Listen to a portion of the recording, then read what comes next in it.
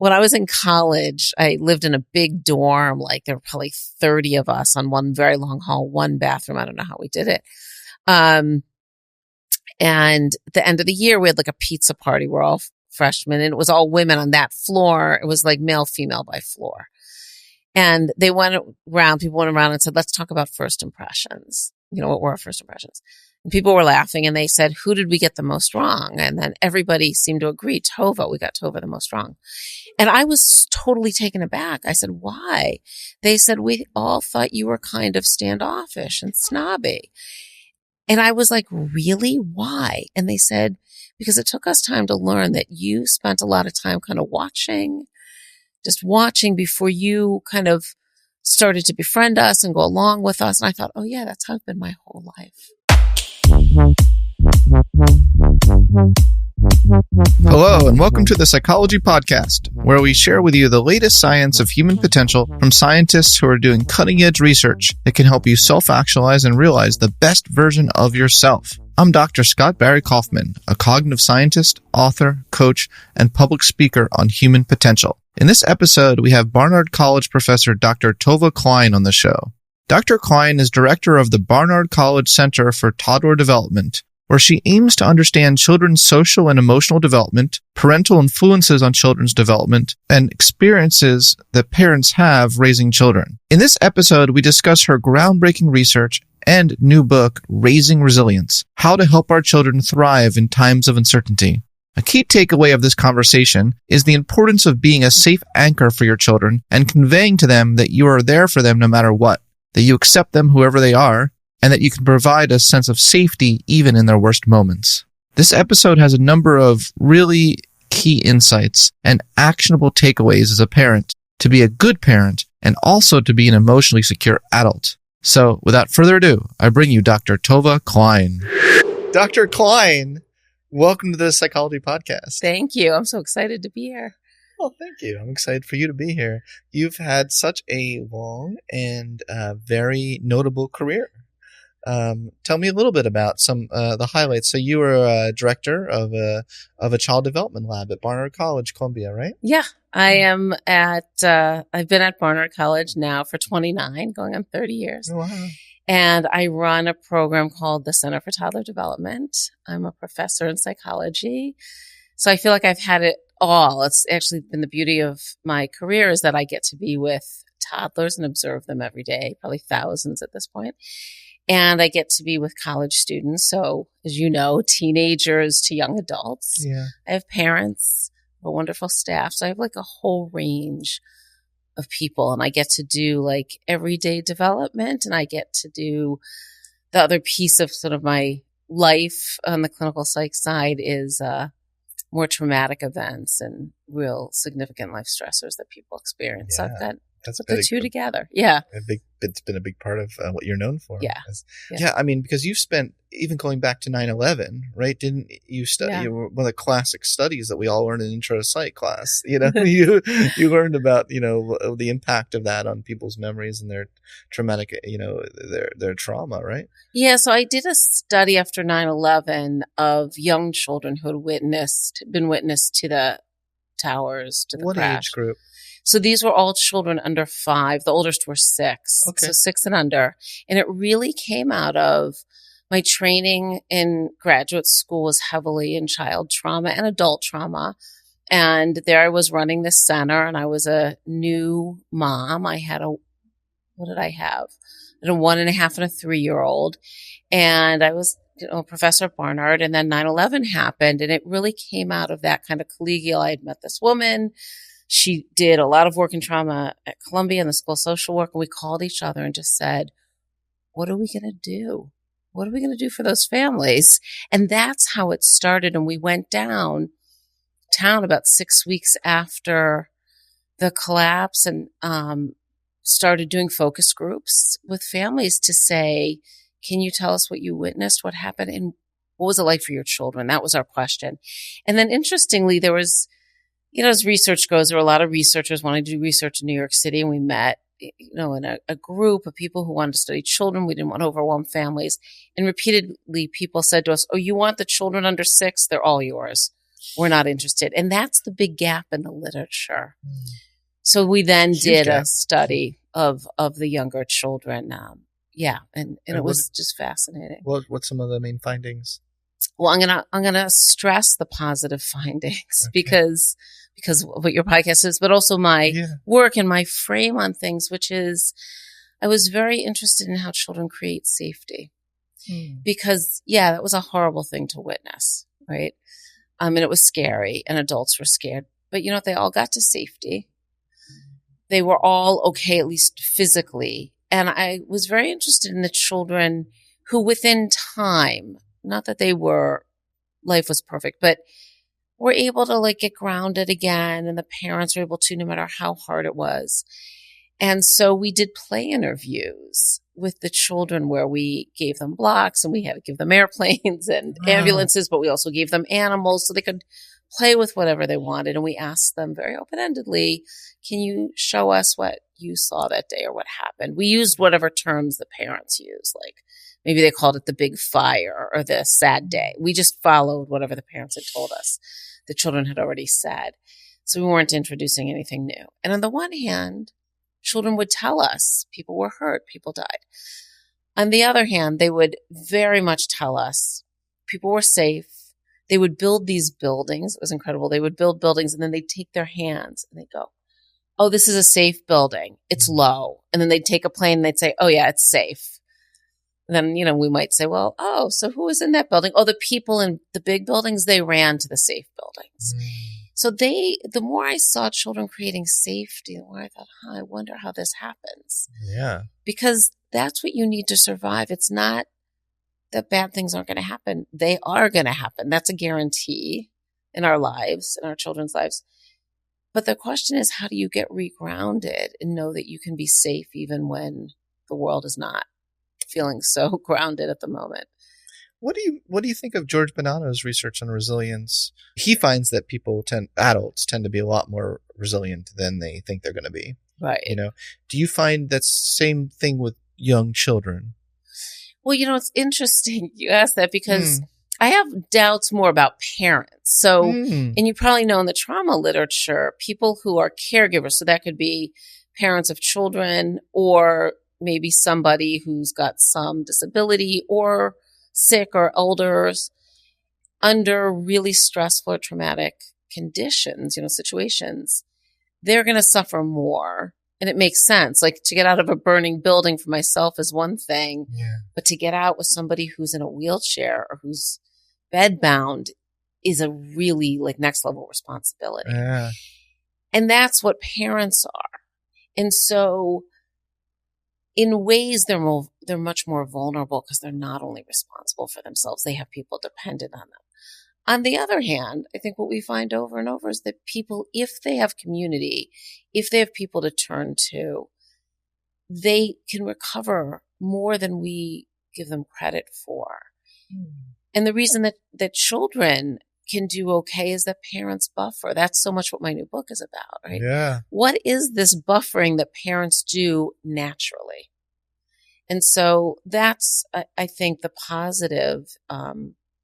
And the book really came out of this idea that the world's going to always be uncertain. I mean, uncertainty is here. Yes.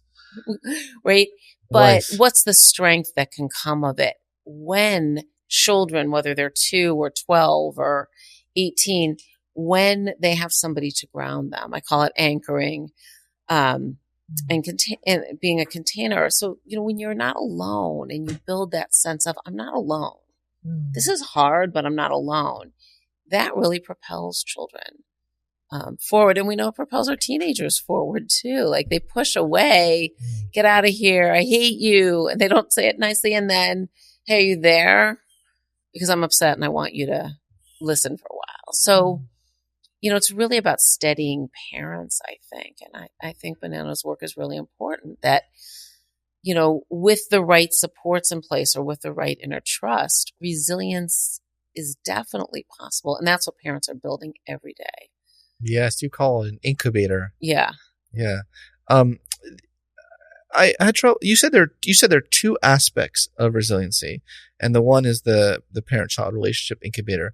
I'm trouble finding the second one in that chapter. Well, what I talk about is that the parent-child interaction, being sort of this incubator every single day, sort of typical interactions, have this, I call anchoring. That's the, like, I'm your secure base. Right? And then this container, I can handle your emotions.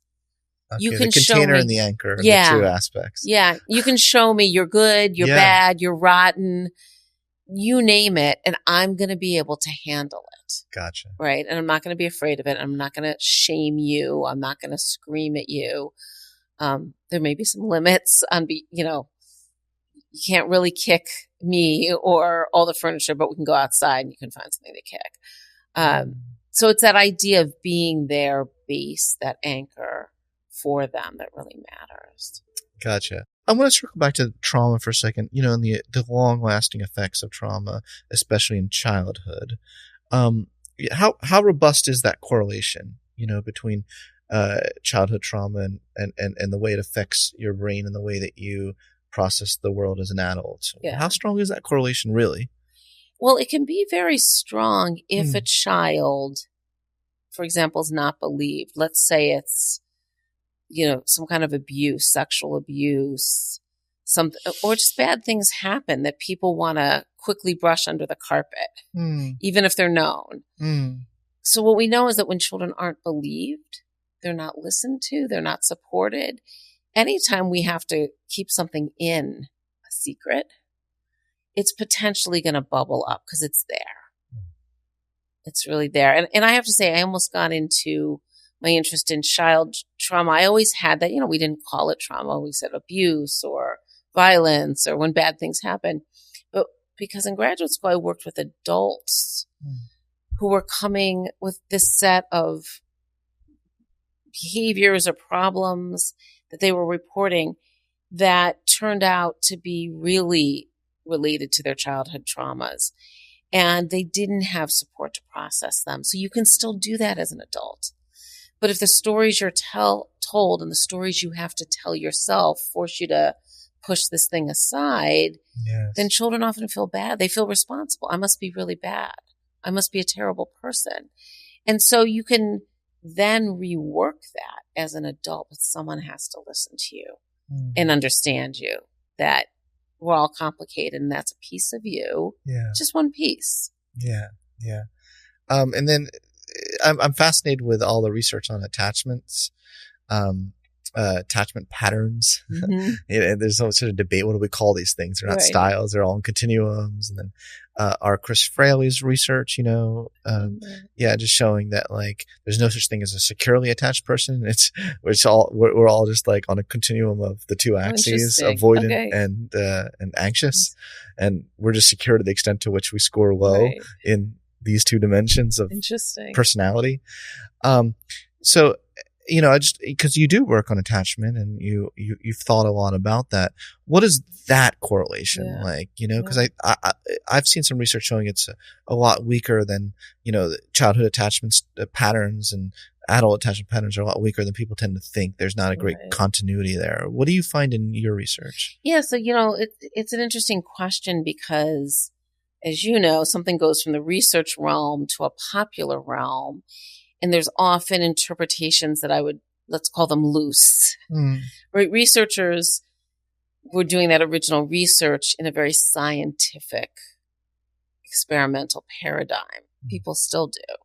But then it springs into our more common knowledge. And I think both gets watered down and maybe misunderstood. So if you look at like the longitudinal studies, like if you take Sroff's work, really important work, followed a very high risk, potentially cohort of children and families living in pretty low income and poverty situations. He followed them over a long time. And he finds that secure base is very important. So having that security of attachment. But where I think it gets misinterpreted is this idea that, well, however attached you are at a year when that's measured is life, where relationships are dynamic and relationships shift.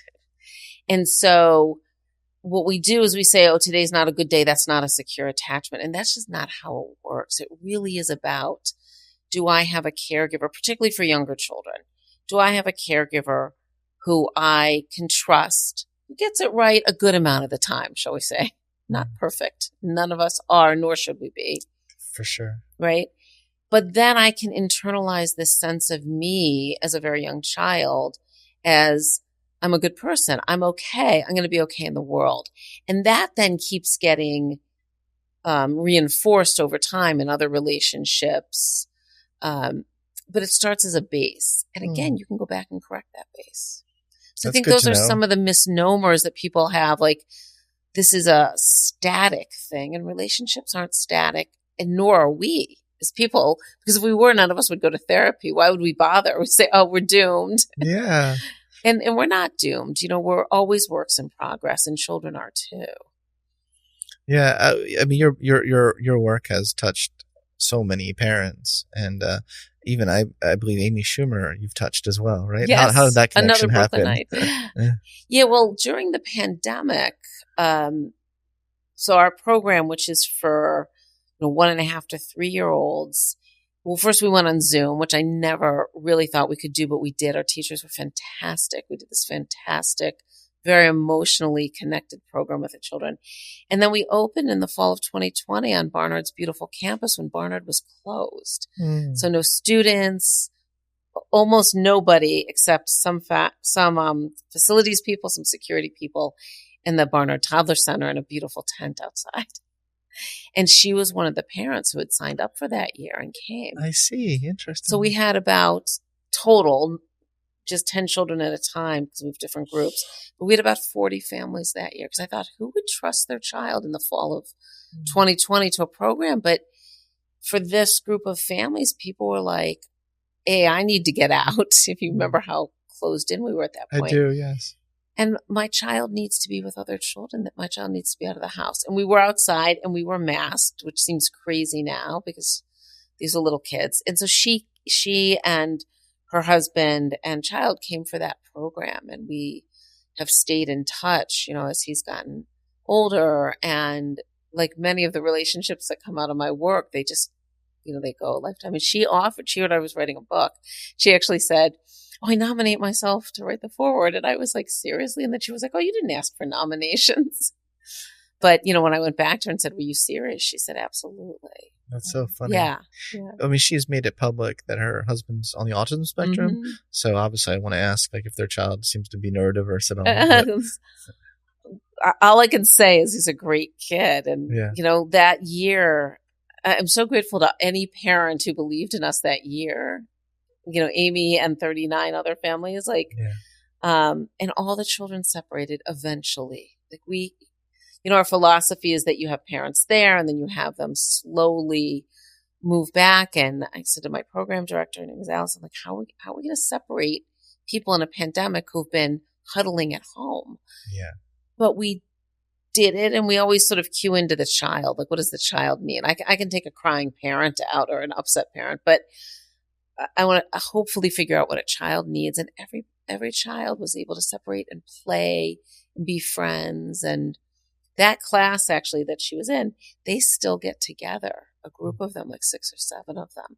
And I think, that's partly the work of our center and much the work of people in a pandemic who came together. And it was scary. And they've stayed friends. It's wonderful.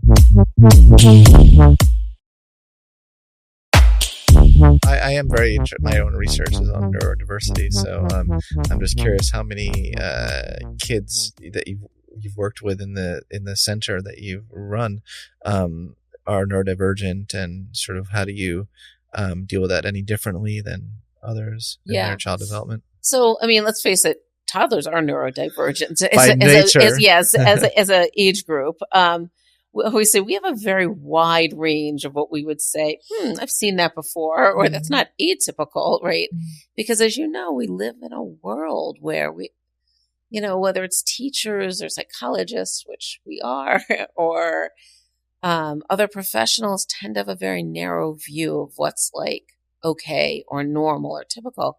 And I would say we've got a pretty broad view on that. But when I'm concerned about a child really not showing progress or in some way, after they separate, am I seeing movement forward, we meet with parents, just say, look, this is what we're seeing. Are you concerned?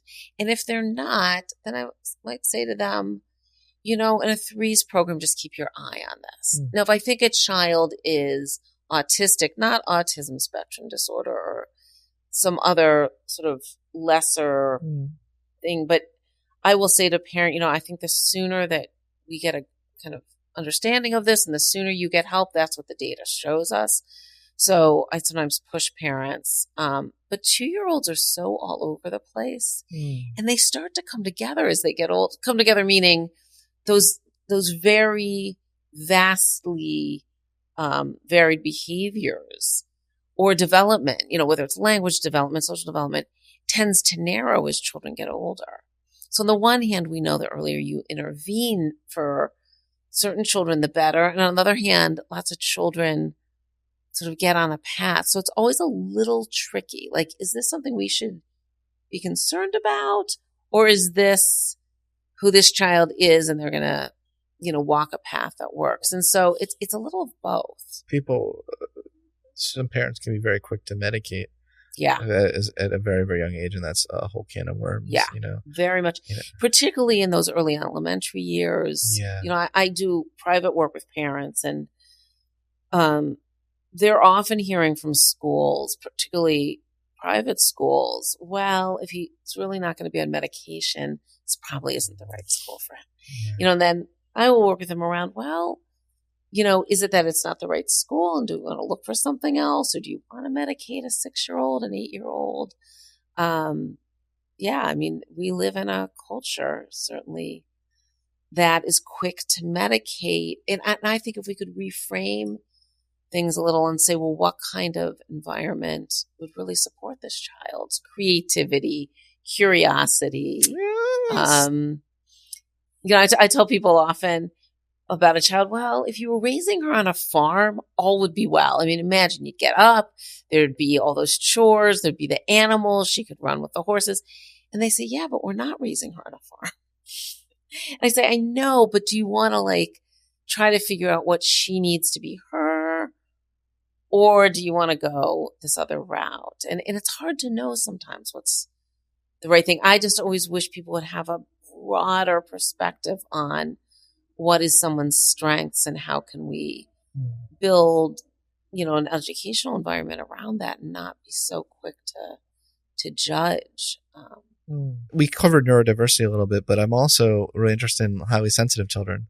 And I'm wondering how much you've interacted with that literature. And do you clearly notice it in some kids, like that they have that temperament?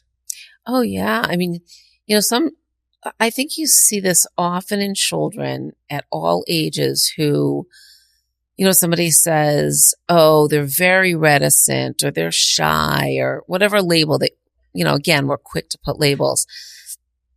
And I'm always saying to my students, watch that child who you think is shy or whatever, inward in some way. And I want you to describe to me what you see in that child. And they'll say, this is really hard to do because you have to really then cue in to how are they not just where are they looking, but how are they looking? Where is their body moving even in little ways? I think we have to be more sensitive. But often I find those are the children who the parents then tell me at home, oh yeah, he comes home and he sings every song. He literally mimics the teachers, every movement of theirs, remembers every detail of every child, right? They're taking in a lot. And the younger you are, the more overwhelming that is, right? So it's not even peer pressure yet. It's just, whoa, my brain is still really new in this world. And that's a lot. And so I think of it as, again, where are good environments for that child and where not? Probably going into a big birthday party is not the best thing. One of my children was like this. And at some point we were like, well, maybe going to birthday parties is not a good thing for him. Right. So I think for the highly sensitive children, again, sometimes the label helps. Sometimes it helps an older child to know, there's nothing wrong with me. I am this sort of, whether it's autism, high sensitivity. Oh, I'm not alone. I'm not wrong all the time, but it's really looking for ways to say, how do we support this child? Give them other people who understand them, whether that's peers, teachers, because I think we're quick to blame and shame, not purposefully. I don't think parents or professionals want to do that, but that's what we end up doing accidentally. But if that can be really hurtful, the younger the child, the more it's going to be embedded within them. And the more sensitive they are. And the more sensitive they are, and the more they withdraw, right? I mean, I was an extraordinarily observant child. Really? And I think it's why I got into this field. Maybe, and, and I used to think to myself, adults just don't get children. They just don't. But I would push myself out. You thought of that when you were a kid? You thought that? I can remember thinking the adults don't get it. They just don't get it. And like, but I accepted it. As a child, I kind of accepted it. Like, that's just how it is. It was as I got older that I was like, wait a minute. There are adults who get us. And I was always watching. Yeah. To the point that, I'll tell you something funny. When I was in college, I lived in a big dorm. Like, there were probably 30 of us on one very long hall, one bathroom. I don't know how we did it. And at the end of the year, we had like a pizza party. We're all freshmen, and it was all women on that floor. It was like male, female by floor. And they people went around and said, let's talk about first impressions. What were our first impressions? And people were laughing, and they said, who did we get the most wrong? And then everybody seemed to agree, Tovah. We got Tovah the most wrong. And I was totally taken aback. I said, why? They said, we all thought you were kind of standoffish and snobby. And I was like, really? Why? And they said, because it took us time to learn that you spent a lot of time kind of watching before you kind of started to befriend us and go along with us. And I thought, oh yeah, that's how I've been my whole life. Are you an introvert? I think, aren't we all a mix? No. No. As a personality psychologist, I'll say there's some that are most of us are a mix. Yeah, I'm a mix. I would say then you really do have in the bell curve, you do have the 2% that are obviously either extroverted or introverted. Yeah, I'm definitely a mix. I mean, I can be very social. I love to be with people when I want to be. Yeah. And I like a lot of time. Yeah. I'm an introvert when I don't want to be with someone. Yeah, exactly. So I pull back. That's my nature. Yeah. And that was eye-opening for me, though, because I thought, I need to be aware of that. I don't want people to think I'm being, mean or standoffish. So I kind of became aware of that. And again, that's a big piece of my new book, Raising Resilience, is like, how do parents get to know themselves so they can know their own reactions to their children? Because the better we know ourselves, the more clearly we can see our children. Yeah, definitely. And that can be hard. It's hard to look at ourselves and shed our vulnerabilities and radical self-honesty is not. It's not come easy. Naturally to people. No, and you have to get through a lot of sort of icky and shame and just say, sure. That is me. That is me. For sure. You have these 5. You have 5 something pillars. Yes, you have these 5 pillars in your book. Strategies.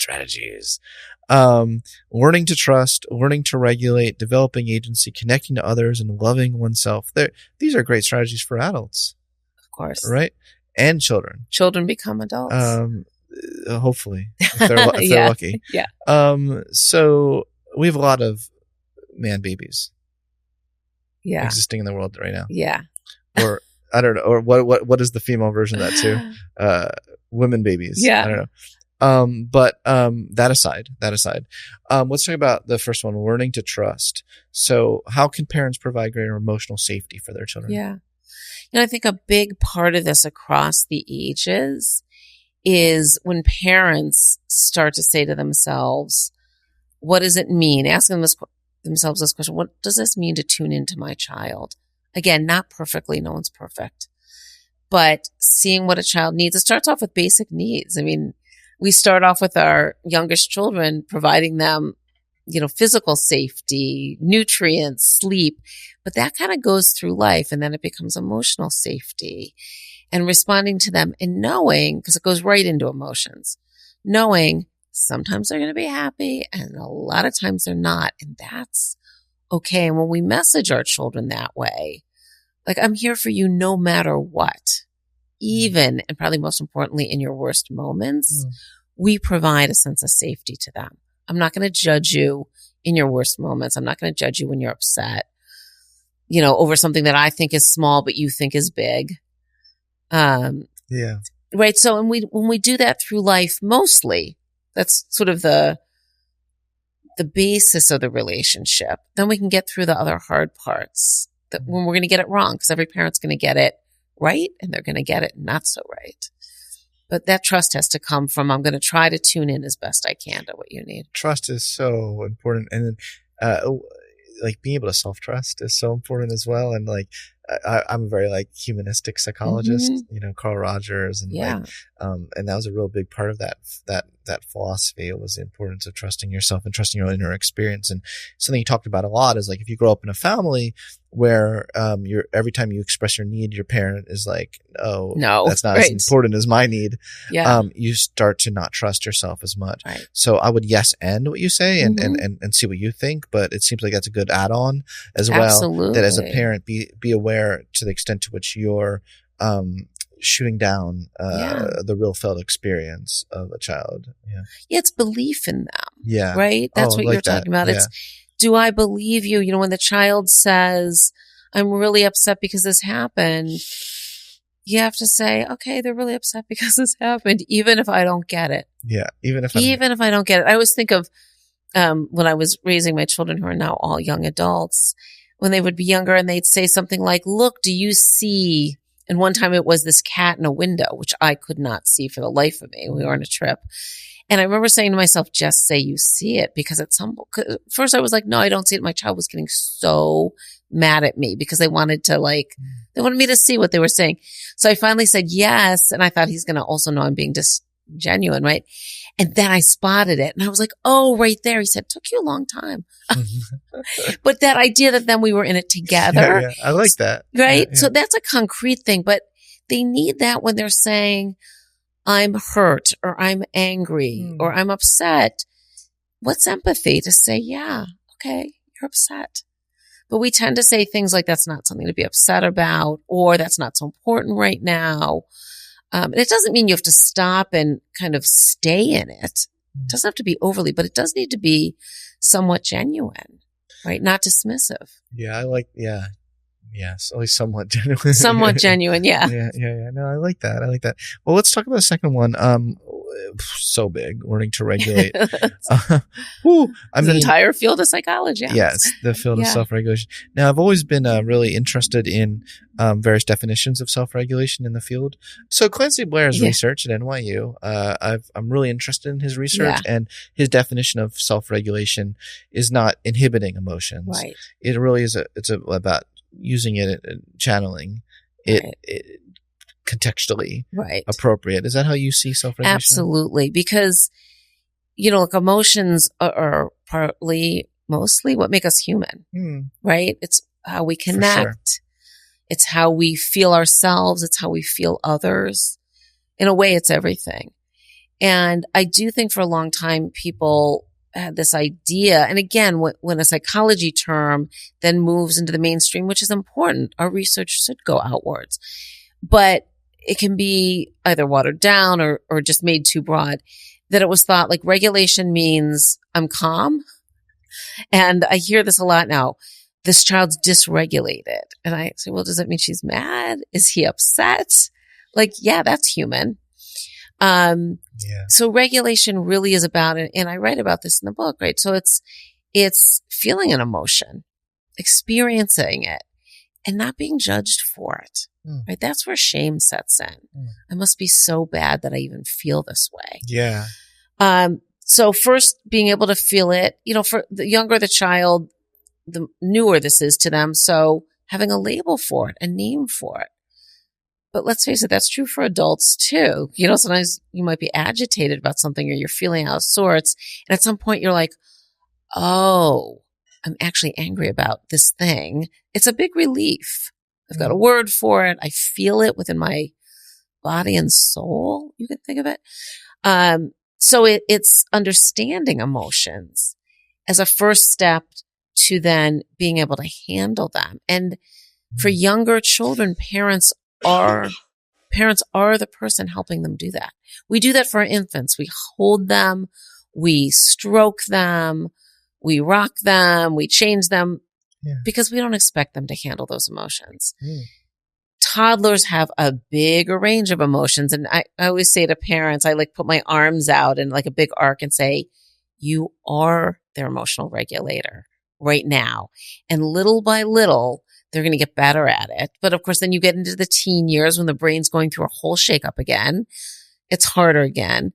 So what children are looking for is a parent to be there, but slowly move into the background as a touch point, because emotions go up and down, and some days are better than others.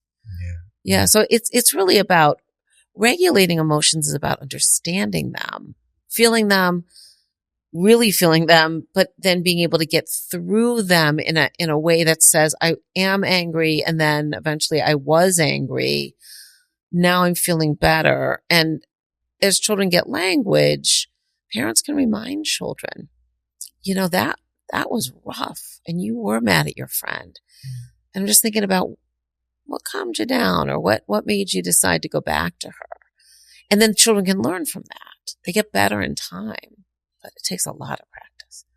I mean, I see a lot of instances as a professor at Barnard College of students that are, kind of have meltdowns, and it's like, as you're not their parent, but as a professor, you kind of are. It's true. It feels that way sometimes, to be honest. But what are some examples of what how do you handle that in the classroom? Because as much as I think they all think they're adults, right. They're not really sometimes. Well, it's funny doing this work for so many years. I can remember early on having a really fabulous student, and she showed up for class for this seminar on early development, and it was her day to present, an hour presentation. And she showed up late, really responsible student. And then she said, I didn't know it was my day. And I remember thinking, this was before we had all of this really deep knowledge of brain and prefrontal cortex and stuff. I remember thinking, I think the data was starting to come out the prefrontal cortex really develops into the mid-20s, right? Yeah. And I remember thinking, okay, well, she's 20 and she's not there yet. So then I started saying that to the students, when I would be teaching. Yeah. That, think about this, your brains aren't fully developed. They're close because I'm also teaching about early development. And I say, watch those 2-year-olds. They're just on the path, just there. They need adults to support them. But I remind them, you've probably had this, they don't show up for the final. You're like, what do you mean you didn't show up for the final? They just forget, and you have to say, okay, so their brains are still developing. Yeah. But where I find it the most over the years, because Barnard students, I feel like, I don't use this word lightly, but I truly feel privileged to be a professor to Barnard students. I have Columbia students too, but my main students are Barnard, right? They're curious, they're thinkers, they're bright, they want to do good in the world. They really want to do good in the world. They want to do good. They're really they're neat people. Yeah. And Greta Gerwig talked about that in an interview after she made the Barbie movie. And I was like, yeah, I get that. I've been teaching students like that. But would be less so now, but they wouldn't get into a class that they wanted, although it still happens, right? And they come in a panic. Now they just come on Zoom, but they used to come into my office crying or in a panic. And I'd say, yeah, you didn't get that class. What was plan B? No, I need this class. But, they've got it all. Yeah, this is a very planned student. Everything's supposed to happen. Yeah. And I'm going to take these classes now, then I'm going to go abroad. And then I say, okay, but you didn't get that class. Yeah. And I'm very empathic that way, but no, I can't change it. Yeah. Did you speak to the professor? Well, I sent an email. I said, well, why don't you go to the office hours? Why don't you do a face-to-face? But also, what's going to be your backup plan? Because you actually do need a full load of credits. Let's come up with a backup plan. But in some ways, I'm modeling what parents have to model, which is it's going to be okay.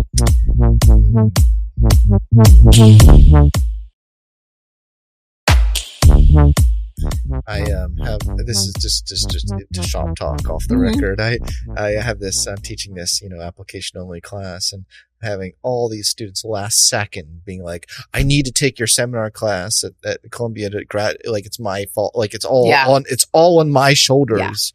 Yeah. And I think that if some of these students actually are too perseverant, it's not like they think that's like going to win me over. Right.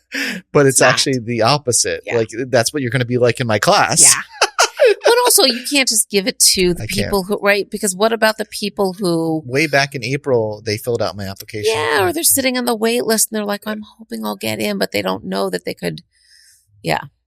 You can't just do the go-getters. Yeah, like last minute. Oh, yeah. Last minute, like I need it. And they're in tears. Yeah, like I need it. Like it's all on you, I always tell my advisees, I will go to bat for you. Like if they've tried to get into something several semesters, I say, look, if you don't get in this time, I'm going to go to bat for you. But there's nothing that they need that they haven't planned for, You sound like a good advisor. I'd like to. I love advice. Someone I would like to have as an. You seem like someone I would like to have as an advisor in life. I do love that part. Can I call you? Yeah, you can call anytime. I get a lot of those. I love advising. I love mentoring. Yeah, I can tell, and I do too. It's such a purposeful thing to do. Even just like I love having office hours. Right. Like I love being able to mentor students informally, like in office hours. Right. Yeah. Developing agency.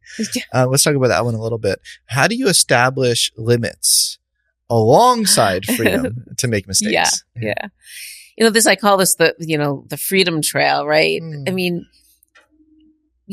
I always start thinking about the young child who then becomes the older child, the teenager, is that, as they get a sense of self and they start to move out in the world, first of all, they want to be with peers, right? That's the connected part. But there is this sense of, I can do this. Whatever this is, it starts off with maybe completing a little puzzle and then climbing the steps and then it's calculus before you know it, right? So parents often think, let my child do whatever they want, right? We're in an age of, gentleness is interpreted as let them do whatever they want. But children feel safest when the adults say, even that's a great idea, but I actually can't let you do it.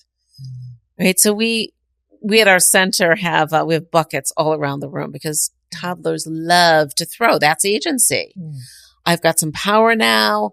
I've got a cracker in my hand. It gets flung across the room. I've got this little toy object or a bigger one. Woo. You can see the wheels turning like. You can see it. Yeah. They're like, I can see. They look at a toy. I'm watching them and I think that's going to get flung across the room. And, so we give them buckets and the teachers will say to them, hey, you want to throw here? Throw it in here. It's like a redirection. But that's the beginning of agency. I have an idea. I can carry it out.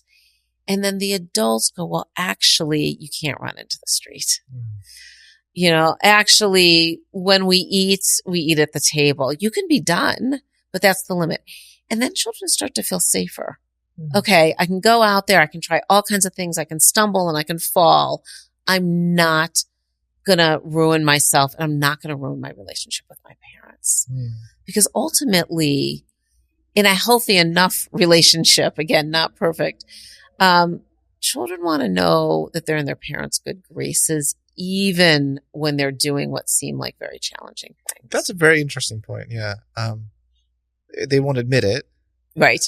Teenagers for sure won't admit it. They won't explicitly say, I would like to secretly be in your good graces, but you can see that you are very observant. Yeah. So now you have children? I have 3 children. Three children. Yes. They're now young adults. But they're still my children. They're still your children. That still is true. And you've gained a lot of experience and knowledge through experience. Yeah. Yes. Personal experience. It helps. Yeah. Yeah. Inform your work. Yeah. Yeah. And they're also different. That's really what helps. That's yes. Yeah. Individual differences. Yeah. Well, I have 3 male children. And for years people say, oh, you have 3 boys, as if they were clones of each other. I'd say, yeah, but I'd have to go to the teachers each year if they were going to get a same, if one of my children was going to get a teacher that one of my other children had, I would have to go in and say something like, I know you've had one. I just want you to know how different this next child is, because I thought it's not going to be fair if they think they're all alike. You're right. And we tend to do that. We tend to put sex in there as if that's everything. What right. a good point. Yeah. So, then she would say to me like, oh, you know what's amazing about your kids? Like, they are so different. I say, yes, they're out of the same family, I promise you, but they came into the world different. They walk a different path. And that's, I think, yes, I'm a psychologist. Yes, I've worked with many, many children of all ages at this point, but it's really appreciating that individual means just that. Individual. And it's hard for us as parents to grasp that often, myself included. Especially if the child is just so divergent from you. Yeah. Yeah. And from their siblings maybe, or anything that the family expected. And that's true as well. Yeah. Parents have a plan too. Parents have a plan. Does anything ever go by the plan? Maybe a little bit. In reality. And when it does, I worry actually for some of those children who are following the parent's plan, being really good, doing what they think the parent wants. Then I really worry about where is their sense of who am I and when is that going to come out? Yeah, very good point. Well, that might relate to the next one, connecting. Yes. To others. So there's obviously the part of that connecting with the child as a parent, but also developing in the child the social skills so they're developing with other kids, positively. How important is it for children to develop these social skills?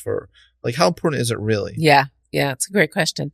So, one of the wonderful things I think about 4-year-olds in particular is they start to wake up to like, oh, there's an entire peer group here.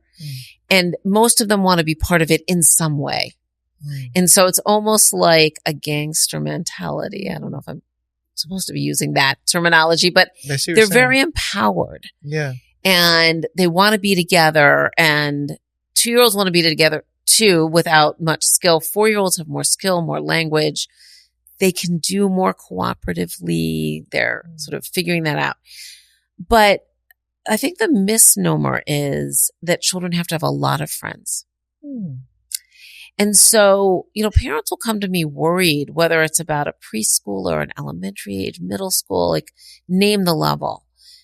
She doesn't have friends, which would be worrisome for most children, right? But then when I start talking to them, they do have one friend, one ally. Maybe it's at their after school program. Maybe it's at their church. Maybe, right? My best friend growing up lived across the street and she wasn't in my grade. So we didn't see each other at school. But I had her. Like I could come home from a good or bad day and I had Barb. Yes. Right. And so we tend to think children need to somehow be in the middle of the group, but not all children are, and not all children want to be. That doesn't feel right. So there's, again, a big variation.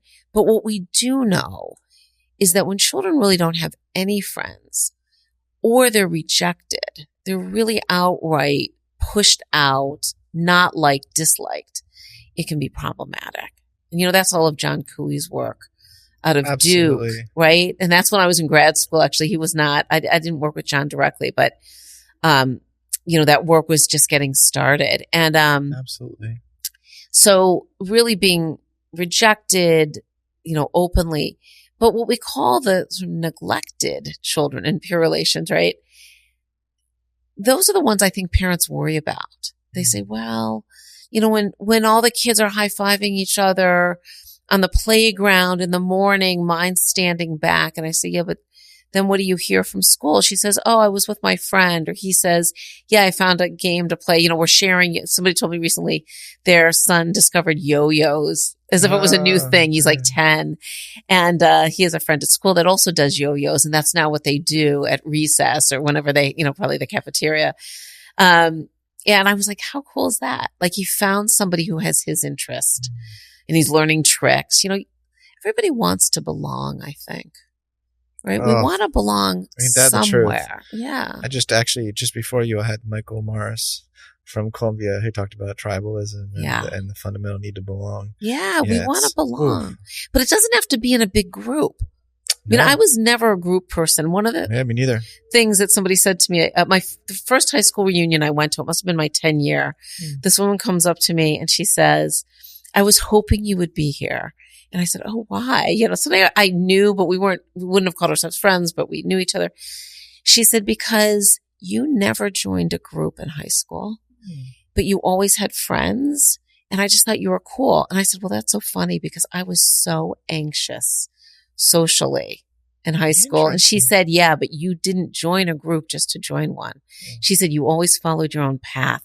And I thought it was so interesting because for me, that was hard. Like, that is who I was, but there was some price to be paid.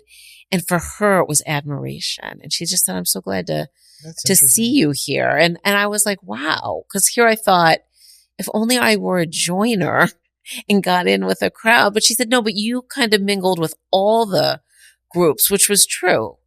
But I wasn't part of any of them. So I thought to myself, oh, nobody really wins totally in these things, but we all want to be somewhere that we feel like we belong. It's an interesting one. I really resonate a lot with that, with the way I was as well. Yeah, but I almost go to the point, like, if someone wants me to be part of their group, they actively don't want to be a part of it. So it's like, I know there's a famous quote like that, right? Like, I don't want to be a member of any group. Any group that wants me. Yeah. I do feel that way though, because like, you're like, oh, I'm like, what do you want from me? Yeah. I'd rather like not to. We're going to have to go back and talk about your parents now. Is that interesting? I'm sure there's something stemming from that. But I really resonate a lot with that. Yeah. Like, we may have been friends if we were in like elementary school together. Yeah. Because from the way you're describing yourself, I would have been like, I like her. Yeah. She seems a little cool. bit of an outsider, but not totally an outsider. Yeah. I gravitate towards my fellow outsiders. Yeah. I guess that is then the group. But thinking people who are thinking for themselves. But I always say it was at some cost. Although then I became the yearbook editor, which was my savior in high school, because there was a yearbook room and we had to print photos and lay them out, and that was like my haven, right? And other people who liked photography and liked doing layout, like, we could just hang out, in that room, which I can still picture. Yeah. Sounds lovely. Yeah, it was lovely, actually. Yeah. The last strategy I want to talk about is loving oneself. Yeah. And look, it really ties up, I think, nicely a lot of other themes we talked about today, like neurodiversity, individual differences. How can you really kind of just accept your child as they are, not as you want them to be? It seems to be a really important key to well-being, which is my domain of research. It's such a key to well-being because I think every parent wants to do well by their child. And I say this having worked in my clinical psych years with, parents who were abusive, but, then I had to come to realize they still love their children and they were trying, and didn't mean that the child shouldn't be removed at times, but, for the most part, parents want to do well by children, but that often means really reflecting on ourselves to say, who is this child in front of me? Yes. Because we all have, if I'm being kind, I would say rose-colored glasses, meaning that, we have some shading of our own expectations, our own desires, our own fears for our children, which can blind us from seeing a child. And if they are neurodiverse, or just really different from us, or maybe kind of like somebody that really drives us crazy. That could be, they remind you of a parent or a sibling. You have to really get to that and say, wait a minute, but she's not my older sister.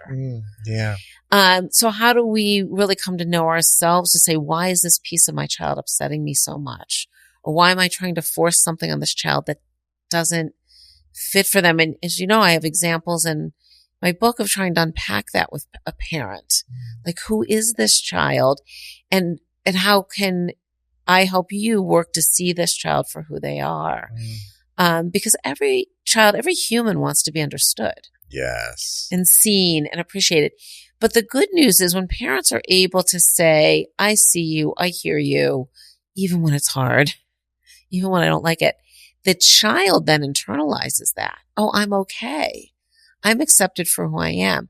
When we keep pushing them to be something that they're not, or they can't be, or they're just not, they internalize, there's something wrong with me. I'm bad. I'm not loved as me. there's a big price to pay later in life and as they go through life, not just anxiety or insecurity, but really a sense of deep-seated shame. I'm not okay as me.